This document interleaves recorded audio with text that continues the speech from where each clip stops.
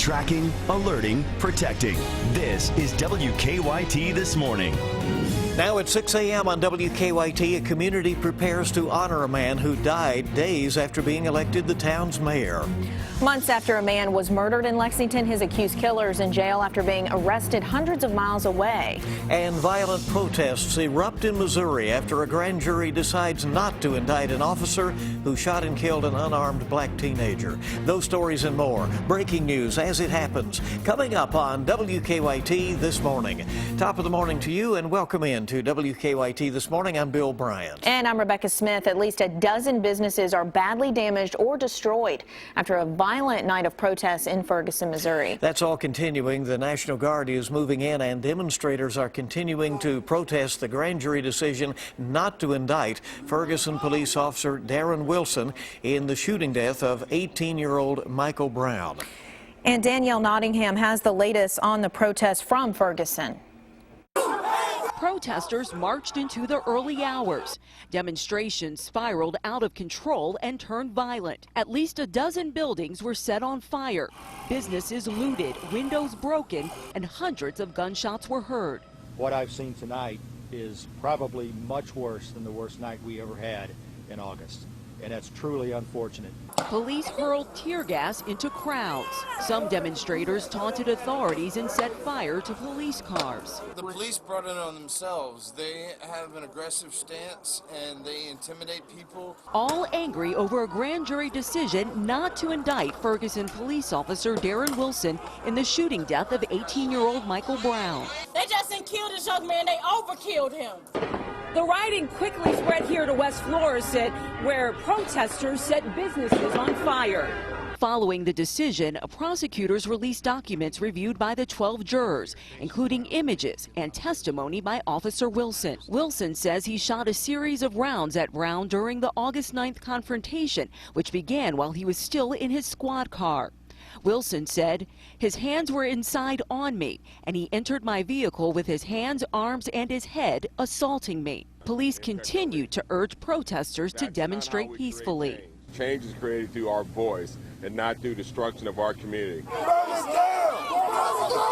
Brown's mother broke down among protesters following the decision, calling for the system that claimed the life of her teenage son to be fixed. Even in her anger, she urged protesters not to combat violence with violence. Danielle Nottingham, CBS News, Ferguson, Missouri. And thousands of people are rallying across the country in protest of last night's decision. Police in several cities took precautions but report the demonstrations have been largely peaceful. Protesters blocked an intersection in downtown Oakland, California, and in San Francisco, a few dozen people gathered in the Mission District. There were similar scenes in downtown Philadelphia and in New York City. Well, groups in Lexington are also voicing their concern over the decision. A peaceful protest is planned for today. WKYT's Victor Puente is live to explain what the group is calling for. Good morning. Well, this protest is one of many planned across the country in response to that grand jury's decision not to indict Officer Darren Wilson. It's being led by the Stop Mass Incarceration Network of Kentucky. They say this will be a march for justice and equality. They'll be starting behind me at 3rd Street Stuff here on Limestone and 3rd Street. While talking about Michael Brown, the organizer brought up the case of Lexington's Tony Sullivan. This year was the 20th anniversary of Sullivan being shot and killed by a police sergeant. The sergeant said his gun accidentally discharged while he was serving Sullivan with a felony arrest warrant. In that case, the grand jury chose not to indict, which led to riots across Lexington. The organizers of this march have emphasized that they want it to be peaceful. They'll be leaving out from here at 6 p.m. tonight, walking to the courthouse square, where they'll stop for a demonstration. And at that point, they say they plan to have several demonstrations, some speaking out, and just some other stuff happening there. Live in Lexington, Victor Puente, WKYT. Victor, thank you. Look for continuing coverage from WKYT and on CBS This Morning coming up shortly. New on WKYT This Morning, a man accused in a Lexington murder case is facing more charges. 18-year-old Trayshawn Jones is charged in the 2012 killing of Flaco Lopez on Davenport Drive. Overnight, we learned that Jones spit on and punched 2 officers at the Fayette County Detention Center. Jones, Alexander Burdett, Ronisha Murphy, and a 3rd person are also charged in the 2012 murder. Happening today, a man charged in a deadly Lexington shooting will be making his first court appearance. Jeffrey Morris is accused of killing Anthony Carter over the summer at East 4th and Chestnut Streets. Police say he was arrested hundreds of miles away. WKYT's Sean Moody is tracking today's developments live in downtown Lexington. Sean's joining us. Good morning. Good morning, Bill and Rebecca. U.S. Marshals arrested Jeffrey Morris in Arizona earlier this month. He was booked into the Fayette County Detention Center last night, and today he's set to be arraigned on charges of murder and tampering with physical evidence. Police say Morris shot Anthony Carter to death in the early morning hours of June 11th on Chestnut Street here in Lexington. In Morris's arrest warrant, a detective says a witness told him they saw Morris arguing with Carter, then said they saw Morris shoot Carter and get away on a bicycle. The detective said other witnesses told him they saw Morris on the bike after the gunfire. The detective also said witnesses told him Morris had confessed to them that he had killed Carter. A judge signed an arrest warrant for Morris back in July. U.S. Marshals say they found Morris in the Phoenix, Arizona area earlier this month and arrested him. Now, I spoke with Carter's brother on the day he was killed. He told me Carter had moved to Lexington from Michigan not long before he was killed. Morris's arraignment is set for 1 o'clock this afternoon. Live in Lexington, Sean Moody, WKYT. Today, family and friends will honor a man who died weeks after being elected mayor. Visitation for T.J. Hill is tonight at Lincoln County High School. His funeral is tomorrow at 1 o'clock at Spurlin Funeral Home. The coroner says Hill died last week of natural causes. The 56-year-old was a retired police officer and was Stanford's mayor-elect. Starting January 1st, Stanford City Council will have 30 days to elect a new mayor.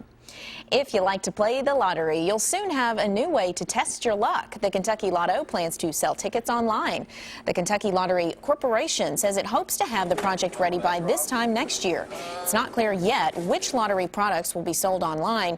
The lottery has partnered with G-Tech to make the online sales possible.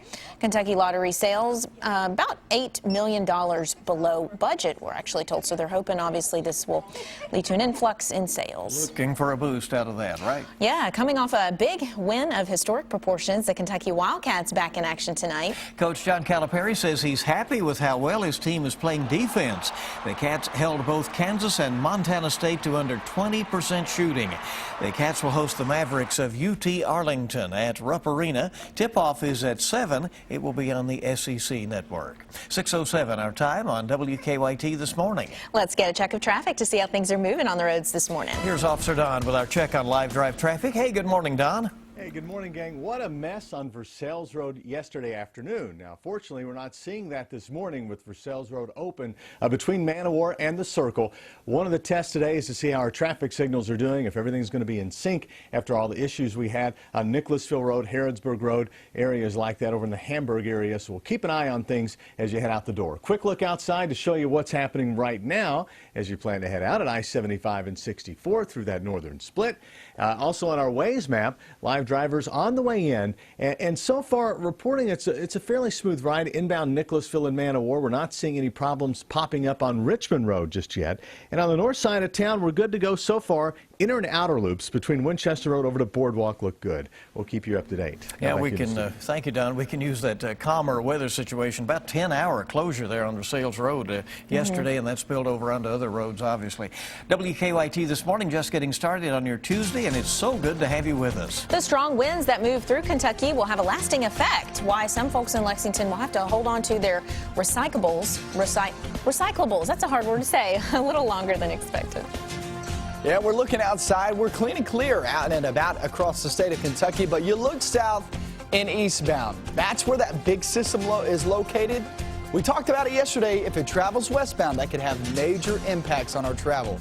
Is that what's happening? I'll show you the latest weather model data coming up next.